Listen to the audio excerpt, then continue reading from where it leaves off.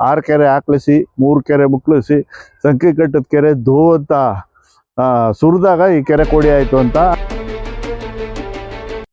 ಇದು ವರನ ಶಾಪನೋ ನಮ್ಗಿನ್ನೂ ಕುಣಿಗಲ್ ಜನಕ್ಕೆ ಅರ್ಥ ಆಗಿಲ್ಲ. ಕುಡಿಯೋ ನೀರಿನ ಸೆಲೆ ಇಲ್ಲಿ ಮಾಡಿದಾಗ್ಲಿಂದ ಈ ಕೆರೆಯ ಸ್ಪರ್ಶ ನಮ್ಮ ಕುಣಿಗಲ್ ಜನಕ್ಕೆ ಸಿಗದಲೇ. ಮೊದಲು ಅಂದರೆ ಎಲ್ಲಿ ಬೇಕಾದ್ರೆ ಅಲ್ಲಿ ಬಟ್ಟೆ ಒಗಿತಾ ಇದ್ರು, ಈಜಾಡ್ತಾ ಇದ್ರು, ಮಕ್ಕಳು ಬಂದು ಆಟ ಆಡ್ತಾ ಇದ್ವು. ಆ ಎಲ್ಲ ವಾತಾವರಣ ಈಗ ಕುಡಿಯೋ ನೀರಿಂದ ಆಗಿ ಇಲ್ಲಿ ಯಾರು ಆ ಕುಡಿಯೋ ನೀರಿನ ಸ್ಪರ್ಶನೂ ಸಹ ಸಿಗದಲೇ ಇರೋದು. ಇದು ವರನ ಶಾಪನೋ ಗೊತ್ತಾಗ್ತಾ ಇಲ್ಲ.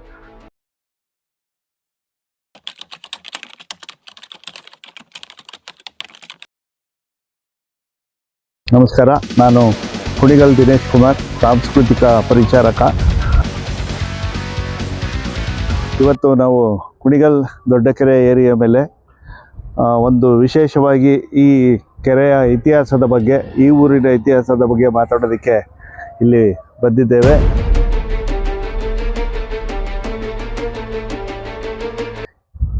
ಪ್ರಿಯ ವೀಕ್ಷಕರೇ, ಇದು ಕುಣಿಗಲ್ ಕುಣಿಗಲ್ ಕೆರೆ ಅಂದರೆ ಇದಕ್ಕೆ ತನ್ನದೇ ಆದಂಥ ಒಂದು ಐತಿಹಾಸಿಕ ಪರಂಪರೆ ಇದೆ. ಇದು ಪೌರಾಣಿಕವಾಗಿಯೂ ಹೌದು, ಐತಿಹಾಸಿಕವಾಗಿಯೂ ಹೌದು, ಭೌಗೋಳಿಕವಾಗಿ ಕುಣಿಗಲ್ಲು ಕೆರೆ ಬಹಳ ಪ್ರಸಿದ್ಧಿಯನ್ನು ಪಡೆದಿದೆ.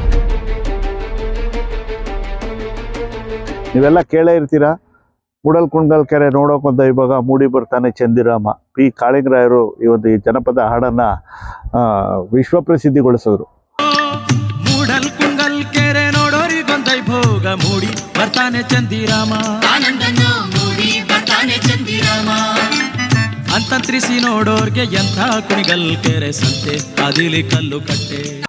ಹಾಗೆ ನಾಗತಿಹಳ್ಳಿ ಚಂದ್ರಶೇಖರ್ ಅವರು ಇದರ ಒಂದು ಎಳೆಯನ್ನು ಇಟ್ಕೊಂಡು ಅವ್ರದ್ದು ಫಿಲಮ್ನಲ್ಲಿ ಸಹ ಹೊರದೇಶಗಳಲ್ಲೂ ಸಹ ಈ ಹಾಡನ್ನು ಕೇಳುವಂತೆ ಮಾಡಿದ್ರು.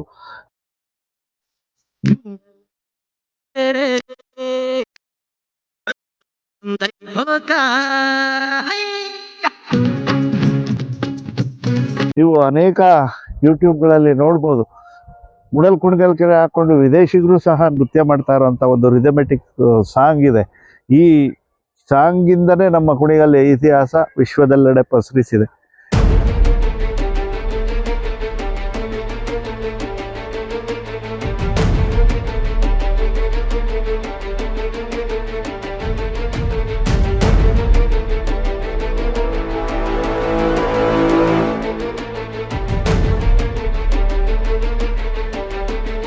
ಇದಕ್ಕೆ ನಾವು ಪೌರಾಣಿಕವಾಗಿ ಒಂದು ಕಥೆಯನ್ನು ಹೇಳಬೇಕು ಅಂದರೆ ಜಾನಪದೀಯ ಕತೆ.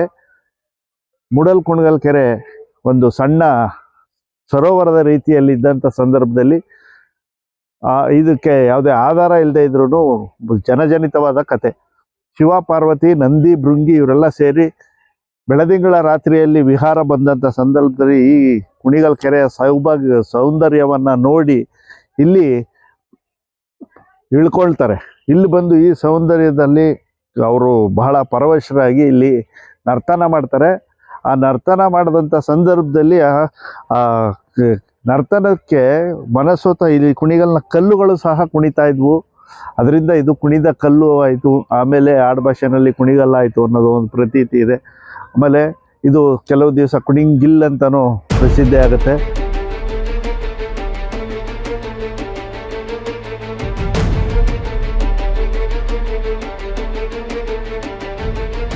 ಅಲ್ಲಿ ಇನ್ನೊಂದು ಜನಪದೀಯ ಕತೆ ಅಂದರೆ, ಒಬ್ಬ ನೃಗು ಮಹಾರಾಜ, ಅವನಿಗೆ ಕುಷ್ಠರೋಗ ಬಂದಿರುತ್ತೆ.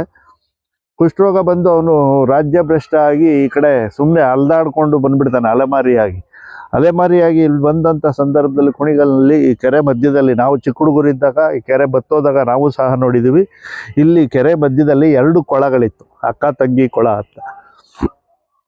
ಆ ಕೊಳದ ನೀರು ಯಾವತ್ತೂ ಬತ್ತಿರಲಿಲ್ಲ. ಈ ಏನಾಗಿತ್ತು ಅಂದರೆ, ಆ ಕೊಳದಲ್ಲಿ ಸ್ನಾನ ಮಾಡಿದಂಥ ಒಂದು ನಾಯಿ, ಆ ನೃಗು ಮಹಾರಾಜನ ಜೊತೆ ಇದ್ದಂಥ ಒಂದು ನಾಯಿ, ಇವನು ಕೆರೆ ದಂಡದಲ್ಲಿ ವಿಶ್ರಾಂತಿನಲ್ಲಿರ್ತಾನೆ. ಆ ನಾಯಿ ಆ ಕೊಳದಲ್ಲಿ ಮಿಂದು ಬಂದು ಇವನ ಹತ್ರ ಮೈ ಒದರುತ್ತೆ. ಆ ಒದರಿದ್ದ ನೀರು ಎಲ್ಲೆಲ್ಲಿ ಬೀಳುತ್ತೋ ಅಲ್ಲೆಲ್ಲ ಆತನ ಕುಷ್ಠರೋಗ ವಾಸಿ ಆಗುತ್ತೆ. ಕಾಲಕ್ರಮೇಣದಲ್ಲಿ ಆತ ಇಲ್ಲೇ ಸ್ನಾನ ಮಾಡಿ ಆ ಕುಷ್ಠರೋಗವನ್ನು ಪರಿಹಾರ ಮಾಡಿಕೊಂಡ ಅಂತ ಒಂದು ಕತೆ ಇದೆ. ಆ ರಾಜ ಮತ್ತೆ ಆ ದೇಶಕ್ಕೆ ಹೋಗಿ ಅವನು ರಾಜ್ಯವನ್ನು ಪಡ್ಕೊಳ್ತಾನೆ. ಆ ನಂತರ ಬಂದು ಈ ಕೆರೆಯನ್ನು ಅಭಿವೃದ್ಧಿ ಮಾಡ್ತಾನೆ ಅಂತಲೂ ಒಂದು ಕತೆ ಇದೆ.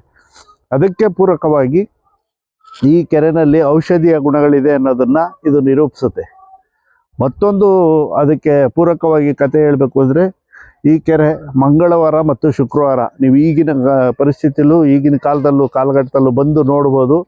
ಮಂಗಳವಾರ ಮತ್ತು ಶುಕ್ರವಾರ ಇಲ್ಲಿ ಅನೇಕ ಹೆಣ್ಮಕ್ಳು ಬಂದು ಗಂಗಾ ಪೂಜೆಯನ್ನು ಮಾಡ್ತಾರೆ.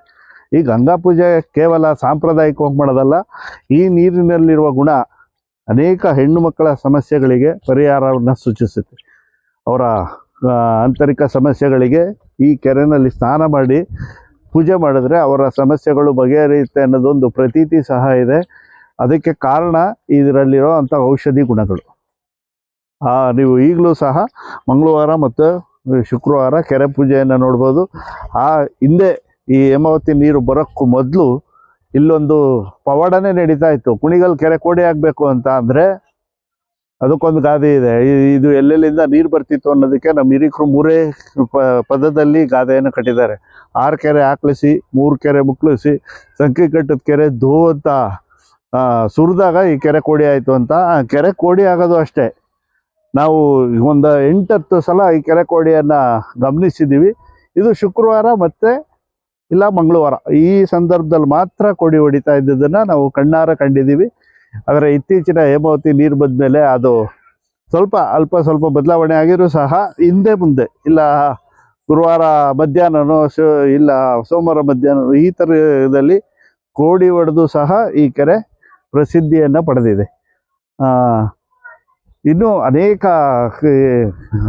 ಅವಶ್ಯಕತೆ ಉಳ್ಳಂಥ ಔಷಧಿ ಗುಣಗಳುಳ್ಳಂಥ ಈ ಕೆರೆ ಇತ್ತೀಚೆಗೆ ಬಹಳ ಒಂದು ದುಸ್ಥಿತಿಗೆ ತಲುಪಿದೆ ಅಂತಲೇ ಹೇಳ್ಬೋದು. ಯಾಕಂದರೆ ಅನೇಕ ತ್ಯಾಜ್ಯಗಳು ಕುಣಿಗಲ್ ಕೆರೆಗೆ ಸೇರ್ತಾ ಇದೆ. ಇಲ್ಲಿ ಇದು ವರನ ಶಾಪನೋ ನಮಗಿನ್ನೂ ಕುಣಿಗಲ್ ಜನಕ್ಕೆ ಅರ್ಥ ಆಗಿಲ್ಲ. ಕುಡಿಯೋ ನೀರಿನ ಸೆಲೆ ಇಲ್ಲಿ ಮಾಡಿದಾಗಲಿಂದ ಈ ಕೆರೆಯ ಸ್ಪರ್ಶ ನಮ್ಮ ಕುಣಿಗಲ್ ಜನಕ್ಕೆ ಸಿಗದಲೇ ಇರೋವಂಥ ಒಂದಿದು.